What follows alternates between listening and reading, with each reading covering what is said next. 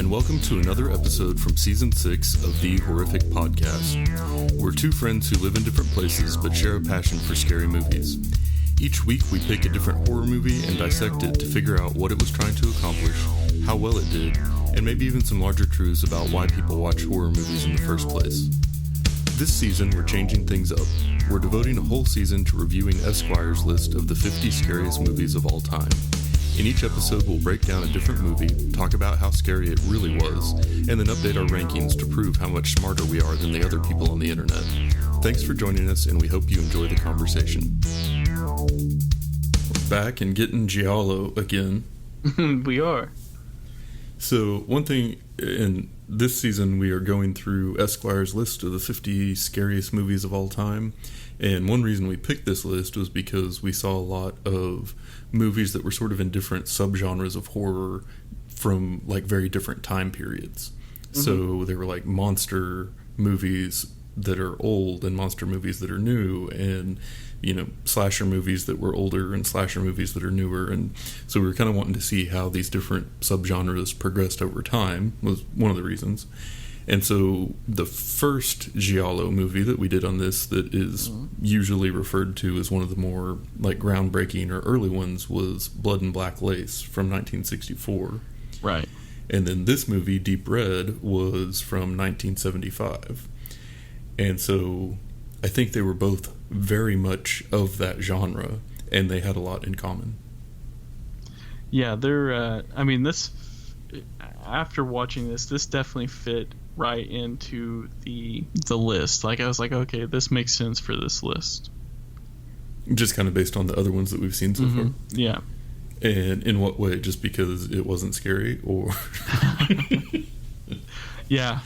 I was just like, okay, well, at this point, like, I kind of know what to expect, and that's like something that's not scary and kind of weird. So like, yeah. I went into it with a better mindset, I think, especially like, record since we decided to record a little bit later after I had a bad couple days. Yeah. That I think that probably helped out, some of this too.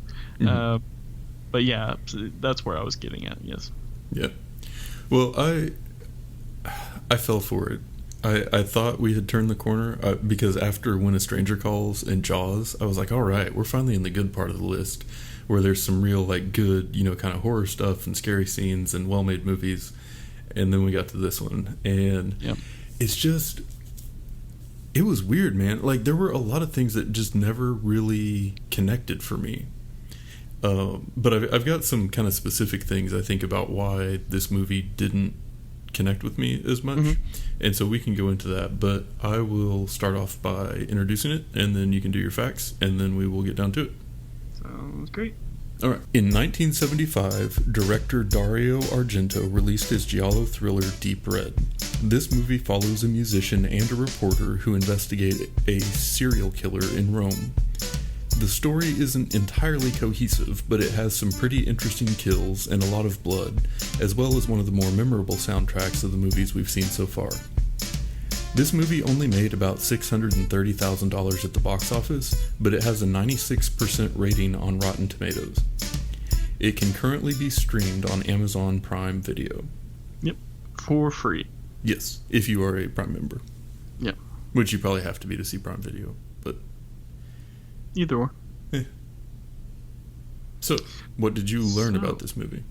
Did you know that this movie was directed by the same guy who did Suspiria from 1977. I thought his name looked familiar. Yeah. Okay. So Dario Argento was his name. So that was. After. So I was thinking that name looks really familiar, and I thought, oh, that must have been the guy that did Blood and Black Lace. And then I went and looked at that and saw that it wasn't, and I was like, oh, maybe I just think that all Italian names look the same. Yeah, it could have been. So that Suspiria was the film after this one, basically, that came out. Okay. Which makes a lot of sense. Let's see. So, according to Dario Argento, Deep Red script was more than 500 pages long. He then had his father, Salvatore, and his brother, Claudio, read the script.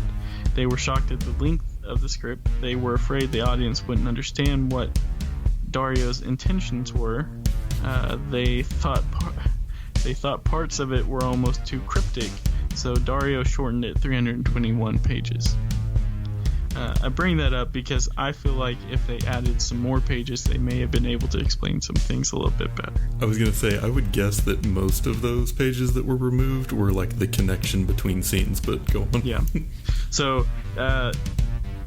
what the other one is a question. Wasn't the film in Suspiria, didn't they have like the lady who died from like being pushed on like a heater thing and it melted her face? That was in Blood and Black Lace. Oh, okay.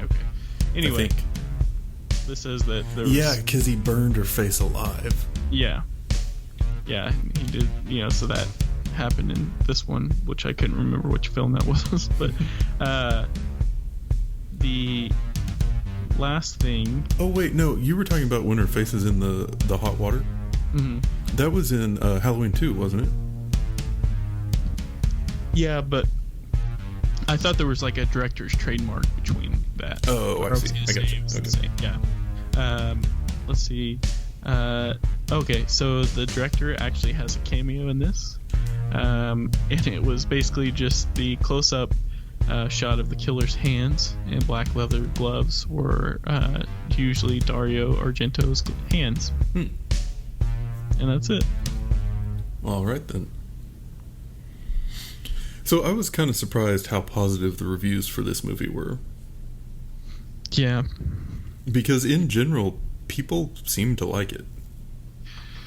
Yeah, I didn't notice that until I started doing research on the movie. But yeah. I saw that and I was like, oh, it's like a 7.9 on IMDb or something like that. And I was like, oh, well, that's surprising.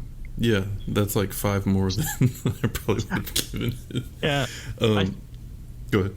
Yeah, so I think with this, like, I was kind of thinking about this because initially watching, I was like, trying not to be a little frustrated with it, and I realized like, oh, you're just watching a movie to do a podcast on. It's not life threatening. But I got to thinking about this, and I was like, like, if we call like Friday the 13th a horror movie, then this is basically the same thing. Or if like we call another slasher a horror movie, it's like it has to be technically the same thing. Now there's difference between the two, and that's like you have a kind of a cohesive story, and you have another, like this one seemed almost like it was like a mystery, as in they were trying to figure out what was going to happen next while filming it.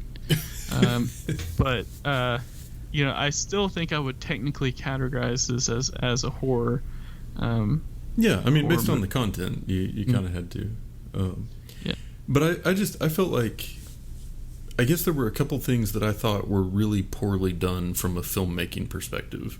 And it was bad enough that it was distracting, and it got in the way of the movie creating the feelings that a horror movie tries to create, which are generally like a sense of urgency or a sense of dread, or kind of keeping you on the edge of your seat, and you're feeling like a sense of empathetic danger for the characters and stuff.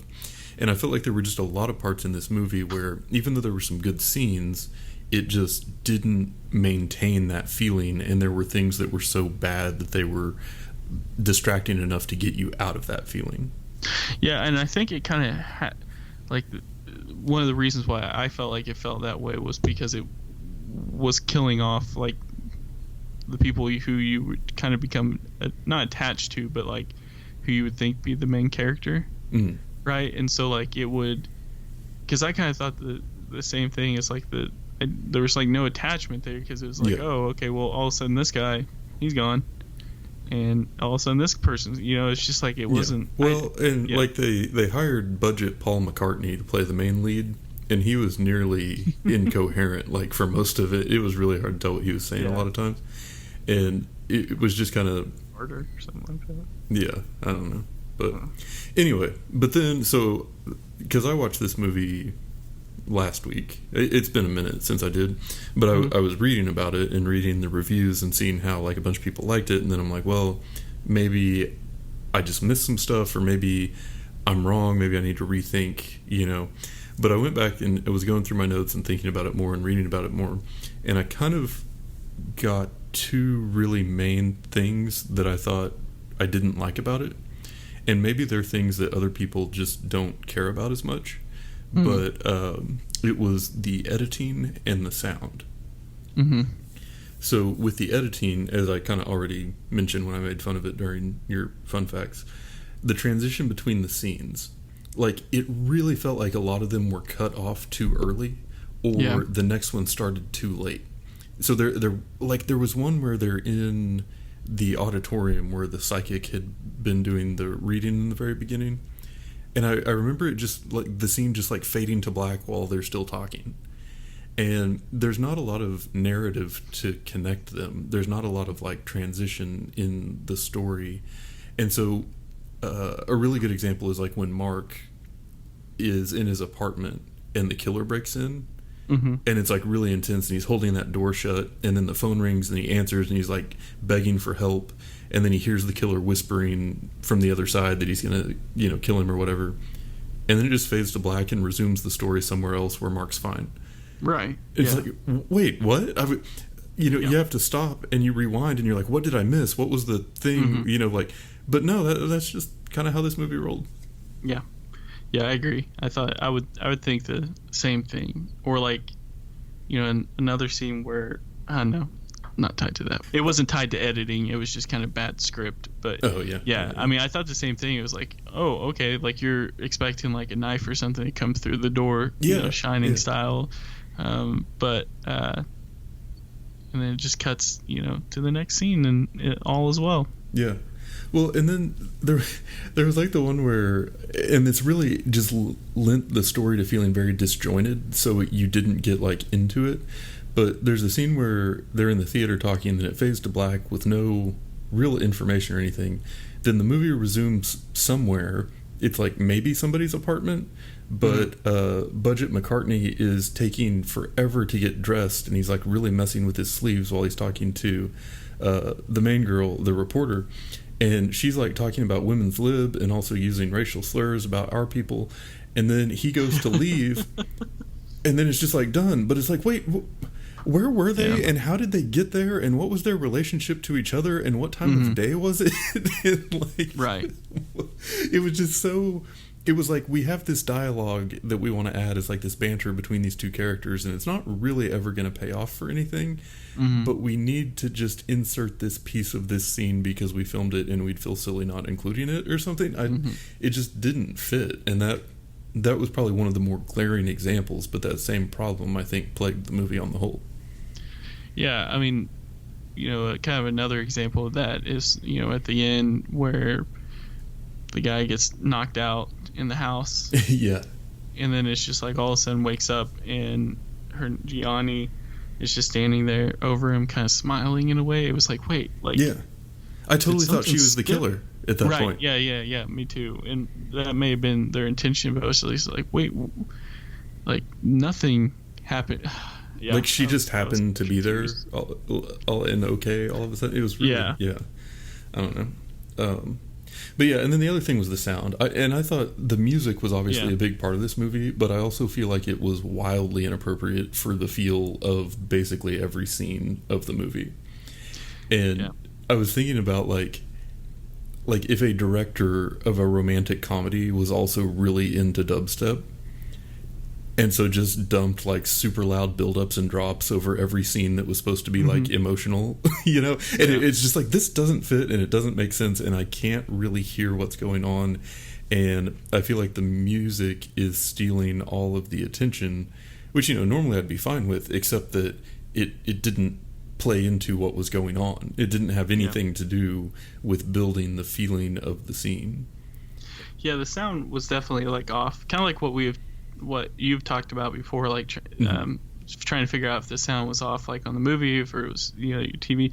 I had that this time where it was like the music would be super super loud and dialogue would be super quiet. And that would throw me off. Now, I didn't necessarily have, other than the editing with it, I didn't necessarily have that big of a problem with the music myself. Yeah. Because it was like I think the biggest problem I had, so I didn't have a problem with like the style of music or when it was playing it, for the most part. Some of the time though, it was playing like almost not like a happy sounding song, but like, yes, exactly. Like it was sort like of energetic and major key, yeah. like upbeat. Yeah. And you don't know what you're like. Wait, if you're gonna have a killer that plays music when they kill, mm-hmm. like you can't just have other random music playing because you're like, right, wait, is that the killer playing a new song now? Like what's so that was my kind of confusion with it. However, I thought a lot of those songs slapped. No, they did for sure. Yeah, like the soundtrack, like I mentioned in the intro that it had one of the more memorable soundtracks. Like right. I thought it was really cool. I just didn't think it fit the way they used it. Yeah, like that scene where the woman is in that house on the countryside, and the one who gets her face burned, and she finds that like baby doll hanging in the living room, and then the bird comes at her and she stabs it, and then that like super loud, like kind of upbeat major key, like jazzy music starts, and then she gets stabbed from behind, and to me it almost came across as funny. Right. Because the music just didn't. It was almost like playing the Benny Hill theme behind it or something. And you think like if they were going, it makes me think that like this, definitely a horror movie, but like the way that it would have been played out nowadays is it would have played the creepy children's song. Yeah. During that, like building up softly, getting louder. Leading up to the death, but this had decided to have some discotheque song playing, and but it was definitely confusing. I think that was my main beef with this movie. It was just you were just kind of confused over the whole thing, and I don't think it was meant to be like that. Well, but at the same time, I felt like some stuff that was added to it that was purposefully just sort of unsettling or meant to keep you from figuring out like what was going on or feeling kind of like uncomfortable with it. And so like did you notice like mannequins? Yeah. So like a lot of times there were like mannequins instead of people in the background, which was weird. Or like paintings that look creepy. Like a person. Yeah. And it was just kind of like the stuff going on in the background never felt really like human, and it always felt kind of just like off. So there's this one scene where Mark is like walking along, and in the background you see a guy standing there just like talking to a plant, like intently, but then he keeps walking and you can still see that guy in the back, and he's just still standing there doing it. And then there's like this lady standing looking straight at a wall, and then she just never moves. Like it almost reminded me of old school video game characters where they just sort of stand there waiting for you to come talk to them, like in whatever like random position they happened to be when you walked in. It was just really like off-putting because everything was like almost normal but not quite. And so I kind of liked that aspect of it, and I don't know that it was intentional to make it creepy or if it was just like low budget and poor extras. Right. But it did kind of work, I guess. Well, I guess so, but that's, I think, the problem with it, I think, is that exactly like if that's what it's supposed to be, then I feel like the viewer should know that that's meant, like that's on purpose. Like I don't think it really gave anything off of like being in a weird society where things like that normally happen, like where you run into a person talking to a tree or doing weird things. Oh yeah, it didn't like play into the story at all. Right. Yeah. So it's like, so if you're not gonna have that explained some way, the viewers like you and I are gonna be like, I get like obsessed looking at those things, and it's like, wait, what? Like rewinding, like why are they? Okay, that's whatever. But, and then you're like missing what's supposed to be happening. Exactly. Yeah. Yes. Yeah. But yeah, and then I guess it had some it was interesting to me that it got into some psychology type stuff, and we talked about that with Blood and Black Lace as well, but talking about the killer's motivation and his need to recreate a certain set of circumstances and replaying these certain events and things. And so I feel like that is a theme that a lot of like modern kind of serial killer type movies get into a lot. and this was definitely like an early exploration of that. But my favorite scene in the movie had nothing to do with that, and it was when that creepy ass toy butler came out of the closet. Yeah, man. What was that? That was the start of Saw. Yeah, I had exactly the same thought. Yeah. The guy's there in the room, and he like knows the killer's around, and then the closet door opens, and this like creepy looking toy just comes sort of like waddling out. But did they have like child size walking dolls in the 70s or something? I don't know, man. Like that was totally confusing on my part, because it was just like the way that he also looked at it afterward. Yeah, and like killed it's like crushed head with the motor inside. Yeah, and it was like, I mean, I guess it technically worked as far as the distraction goes, but it was just like, that's like that doll should have been seen like being played with by a kid earlier. And I don't know, but that might have been in one of the 300 pages of script that got cut. That's true. That's very true. Yeah, that's very true. But then, like after that, with the corner of the desk curb stomping, like that was super intense. Yeah. That was the killings were definitely like up there. Yeah, that was super dark. Like just watching this, and we watch a lot of horror movies. This is what this podcast is about. Like, how many of the writers of this do you think are actual psychopaths? Well, like who did it take to imagine and like set up and create those scenes? Yeah. Because like these are some pretty messed up stuff. Yeah. I mean, but just writers of horror movies in general. I mean, like for instance, like there's a scene where the little girl, I think Marcus was, I think it was Marcus, I don't know, it was one of them, was picking up this little girl to go somewhere. She gets called back by her dad, who slaps her. I think the girl's name was Holden. He like slaps her, and she like kind of licks her lips and smiles. Yeah. And I was like, what is this? Like, and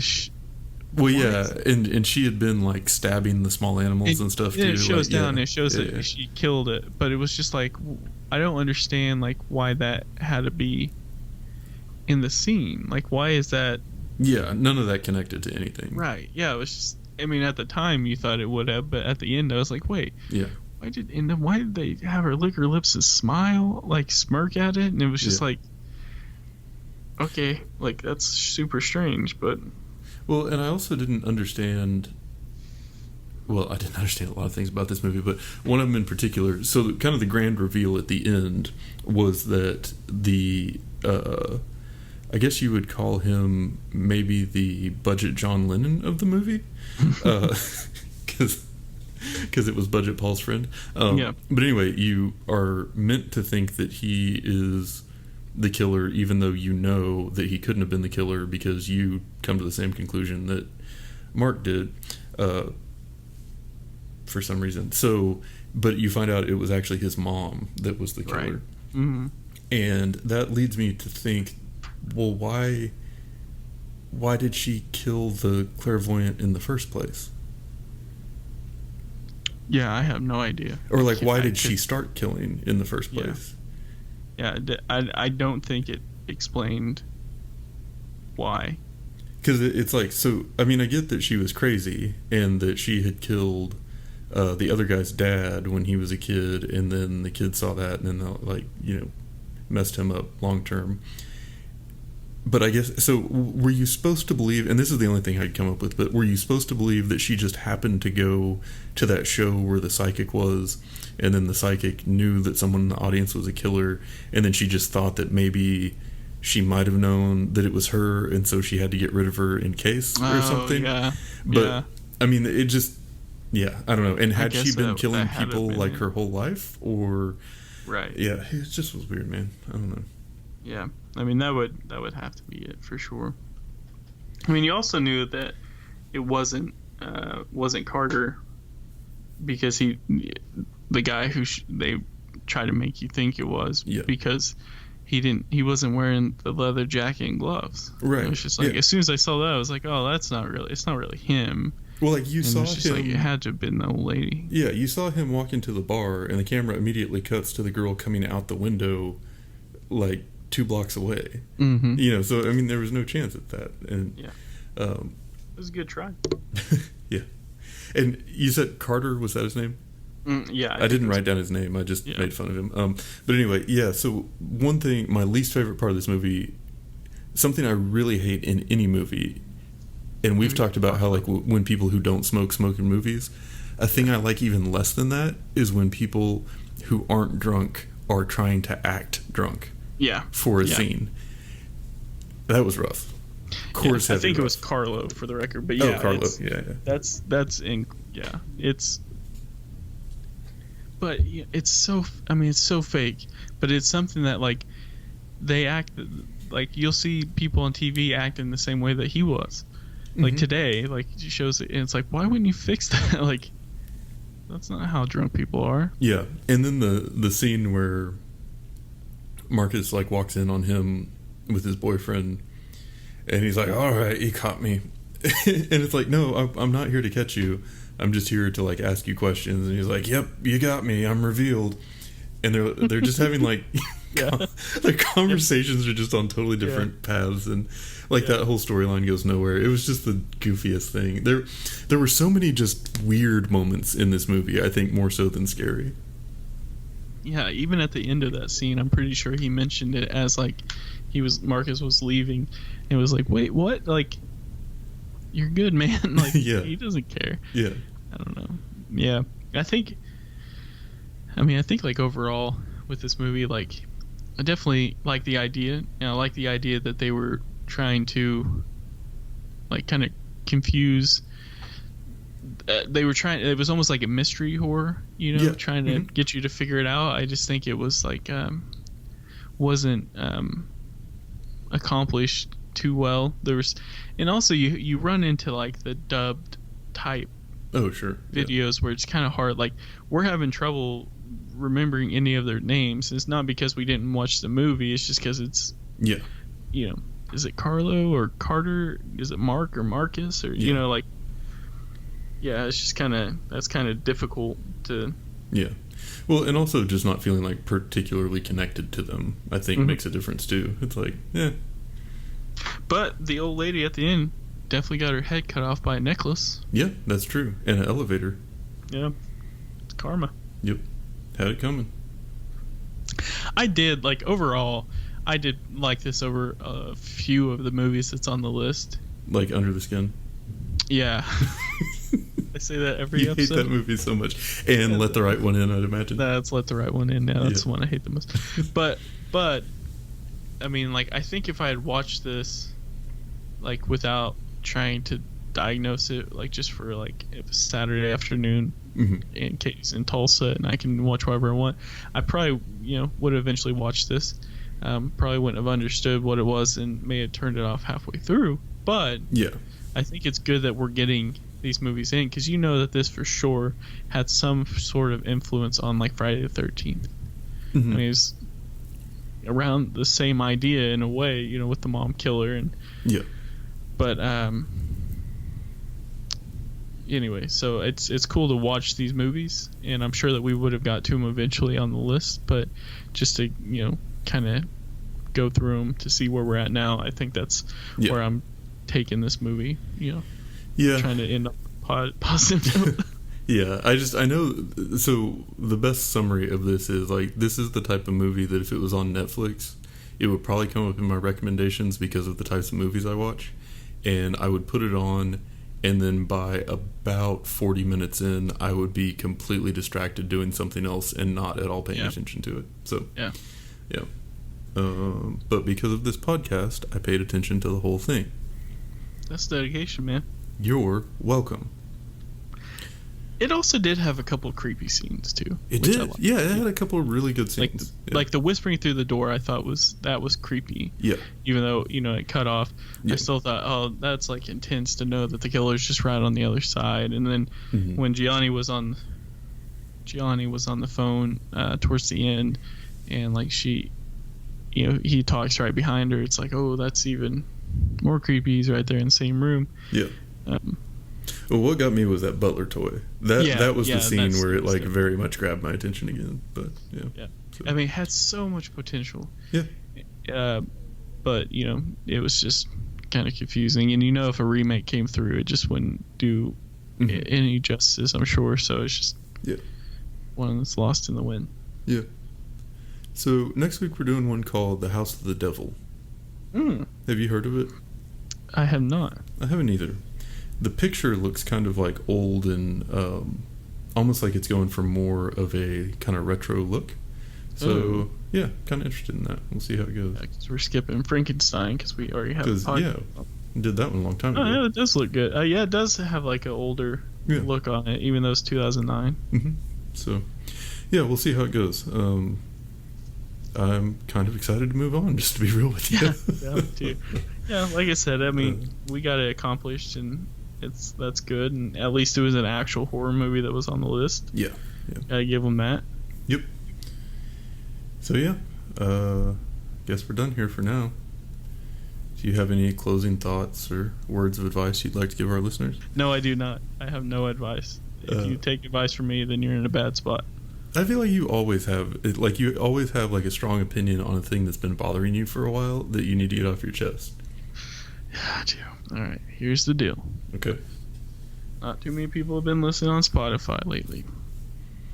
But people have been downloading. I would assume through like the Apple podcasts or whatever. Because I looked at our numbers and I like refreshed it and I was like, that can't be right. Yeah, but I know. Thanks guys. It uses me every time. Yeah. But I just feel like Spotify is the perfect place for it. But Spotify also bothers me because it's like super hard to find our podcast on there. So like I'm typing in The Horrific, I'm following The Horrific, and it's like still not the first option that comes up. So I always post some bitch ass band. Nothing's worse than music. But so one thing that I noticed was with the Spotify app on my phone, it will like advertise when we post new episodes, and I am following on there. Oh really? Yeah, but I'm also using the and not like a pop-up or anything. It's just when I'm going through like my daily recommendations or whatever, that'll be on it. Really? But I'm also using the Android one, not the Apple one, so it may be different. But yeah. Well, still, we appreciate everyone listening. It's cool to go through the list, and sorry if it sounds like we're just shitting on the list, but we swear we talk about movies good if we like them.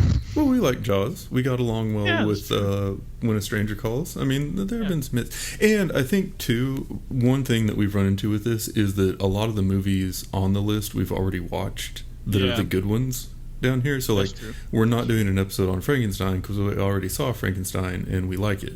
And we knew that before we even watched it. But then again, I guess on the other side, Let the Right One In is on this list, and we didn't have to watch that one again. So no, but that's because we got fooled by like all the idiots who say that's a good movie. When a Stranger's Calls wasn't bad, right? No. Yeah, I liked that one a lot. God Told Me To was awful. That was weird, man. Which is real weird. Not supposed to be on the list, but anyway. So we talked about. I've given a surprising amount of thought to my sequel to God Told Me To. Oh yeah. And it's going to be God Told Me #2. And then like we talked about, it's going to have Steve Buscemi as the ex-wife in a wig. I just like to think that like you're like when you pass one day, like your grandkids are gonna come up and be like find your life's work, and it's gonna be a sequel to God Told Me To. Oh, it's gonna come out way before then, dude. Oh, okay. What's your grandpa known for? He wrote the sequel to the movie God Told Me To. Yes, the one that came out in 1976. Yeah, exactly. So anyway, we'll get it figured out. More to come on that. Yeah. And that's it for today's episode. If you've listened this far, then thank you, and we hope you've enjoyed it.